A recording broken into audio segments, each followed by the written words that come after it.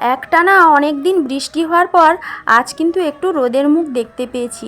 তার জন্য কালকের ভেজা জামা কাপড়গুলো এখন আমি মেলে দিয়েছি। তো আরও অনেক জামা কাপড় আছে, সেটা একটু পরেই ছাদে মেলতে যাব। তো আগে নিচের কাজগুলো একটু সেরে নেই। আর এই যে দেখো, আমরা দুজন বেরিয়েছি এখন মাছ কিনতে যাব।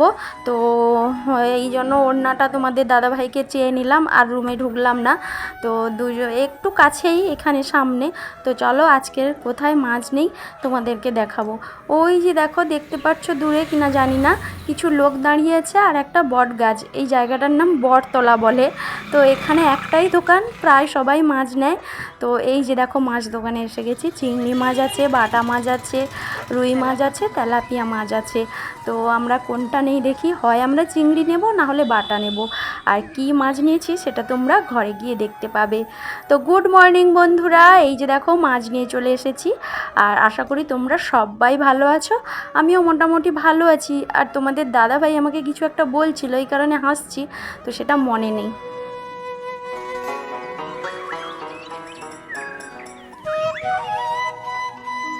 বাড়ি থেকে আসার পর ঘরটা তেমনভাবে পরিষ্কার করা হয়নি, মানে ঝাঁটপাট দিয়ে রেখেছি, কিন্তু মোছামুছি হয়নি, যেহেতু একটানা বৃষ্টি হচ্ছিল তার জন্যই।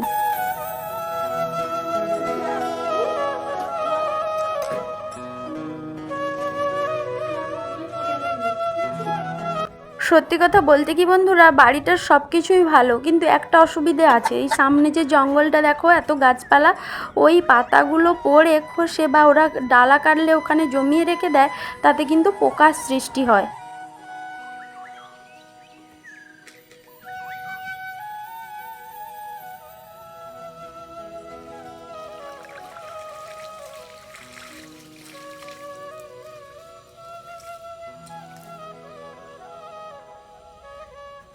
তো যেটা বলছিলাম, এই যে সামনের যে গাছগুলো না, এই পাতাগুলো সব জমে জমে, এই যে শুকনো পাতাগুলো জমে জমে কেন্ন, কেঁচো, ছোট ছোট শামুক, বড় শামুক সব কিন্তু আমাদের রুমে উঠে আসে।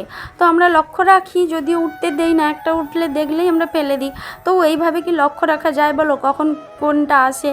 তো এইটা আমাদের খুবই অসুবিধা হয়। আর যেহেতু ভাড়া বাড়ি, মানে বারবার ডিসিশন চেঞ্জ করে যাওয়াটাও খুব সমস্যার, কারণ যারা ভাড়া বাড়িতে থাকো তারা জানো যে আগে থেকে এগুলো অ্যাডভান্স দিতে হয়, মানে অনেক কিছু ব্যাপার থাকে, নিয়মকানুন থাকে। তো তার জন্য আমরা হুট করে বেরোতেও পারছি না।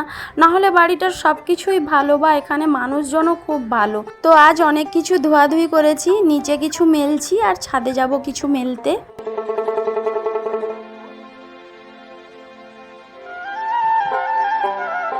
সকালে ভালো মতো রোদ উঠেছিল দেখেই আমি কিন্তু প্রচুর জিনিস ধুয়ে ফেলেছি। কিন্তু বন্ধুরা কি বলবো, এই ধুতে ধুতে একবারই বৃষ্টি হয়ে গেছে। আর আকাশটা দেখতেই পারছো, মেঘলা মেঘলা।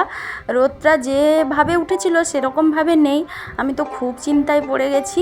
কিন্তু তারপরেও এই যে দেখো, ছাদে মেলতে এসেছি, যেহেতু বৃষ্টিটা এখন হচ্ছে না। তো খুব অনেক জিনিস ধুয়ে ফেলেছি। এই যে মশারির কাছ থেকে, বেডশিটের কাছ থেকে, তোমাদের দাদা ভাইয়ের অনেক জামা কাপড়, আমার কিছু জামা কাপড়, তো সবই ধুয়ে ফেলেছি।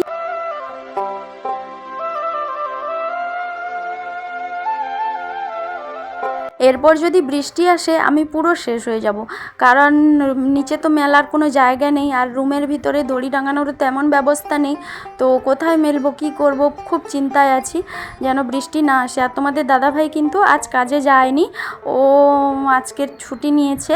তো আমি দেখো একেবারে স্নান করে চলে এসেছি, কারণ নাইটিটা ভিজে গিয়েছিল যেহেতু, তাই ভাবলাম যে স্নানটা সেরে নিই একেবারে, তারপরেই রান্না করব। তো রান্না কিন্তু বসিয়ে দিয়েছি অনেকক্ষণ থেকে। তো চুলটা এখন আমি একটু মুছে নিচ্ছি। আর বর্ষাকালে জানো তো, চুল ভেজালে যে কি কষ্ট হয়, কার কেমন হয় জানি না। তো আমার তো এই যে যখন এই ঘাড়ের কাছে পড়ে চুলটা, ভেজা চুলটা, কি বিরক্ত লাগে। আমি যেন ফ্যানে বসে চুলটা শুকিয়ে নিলে শান্তি লাগে। আর এই যে দেখো, মাছের ঝোলটা হচ্ছে, তো তোমাদের ঠিকঠাক দেখাতে পারছি না, কারণ ওই ধোঁয়া উঠছে না, ওটা ঠিকঠাক বোঝা যাচ্ছে না ক্যামেরাতে। আর এখন আমি এই চুলটা মুছে নিয়ে তারপরে ভাতটা বসাবো। ভাত এখনও হয়নি, যেহেতু আগে মাছটা ভাজা ছিল, জামাকাপড় কাচতে কাচতে মাছটা ভেজে নিয়েছিলাম, মানে জামাকাপড় কাচতে গেছিলাম আর মাছটা কড়াইতে দিয়ে একদম মানে দম কমিয়ে মাছটা ভাজা করে নিয়েছি। তো যাই হোক, দেখো রান্না বান্না কিন্তু কমপ্লিট। এই যে দেখো সল্লা তরকারি আর এই যে বাটা মাছের ঝোল। তো কাঁঠালের বীজ দিয়ে বাটা মাছের ঝোল করেছি। তোমাদের দাদাভাই আবার কাঁঠাল বীজ খায় না, কি বলবো বলো তো, ও অনেক জিনিসই খায় না, তো কি আর করা যাবে। আর এখন দেখো সন্ধ্যার সময়, গুড ইভিনিং সবাইকে জানাই। তো সন্ধ্যার সময় দেখো বাজারে চলে এসেছি সবজি বাজার করতে। কত কিছু, তোমাদের দাদাভাই লাউ খায় না, আমার খুব ইচ্ছে যে লাউ খাবো, কিন্তু ওর জ্বালায় পারি না যে পুঁই ডাঁটা দিয়ে লাউ খাবো। তো সবজি বাজার করে নিয়ে দুজনে এই যে দেখো দুটো রোল খেয়েছি। তো এখন বাড়িতে চলে এসেছি এই সব বাজার করে নিয়ে, যে পটল, ঢ্যাঁড়স, পুঁই শাক, কাঁচা লঙ্কা, আম নিয়েছি, সজনে ডাঁটা নিয়েছি, উচ্ছা নিয়েছি। তো মোটামুটি এই বাজার করেছি। তো এই দিকে আমরা বাজারে যাই, খুব টাটকা সবজি পাই, কিন্তু অনেকগুলো বাজার আছে এই কাছাকাছি, তো এখানে আমরা টাটকা সবজিটা পাই বলে ওই দিকটায় যাই। আর সঙ্গে দেখো দুটো ধনেপাতা এসছে, তো মানে কিছুতে ছিল হয়তো, সঙ্গে চলে এসছে। আর এদিকে দেখো কিছু মশলা নিয়ে এসছে। আর ডালটা মানে কি বলবো, ডালটা চিকচিকা মানে পেপার পলিথিনে ছিল, তো ওটাতে নষ্ট হয়ে যাচ্ছিলো বলে আমি দেখো ওই কাকুর কাছ থেকে আগে যে কৌটো নিয়ে এসেছিলাম, ওই কাকুর কাছ থেকে দুটো কৌটো নিয়ে এসেছি। নিয়ে এসে দেখো একটাতে বিস্কুট রাখছি আর একটাতে ডাল রেখেছি। আর এখানে হলুদ আর লঙ্কা গুঁড়োটা প্রায় শেষ হয়ে এসছে, তার জন্য এই যে ভরে নিচ্ছি।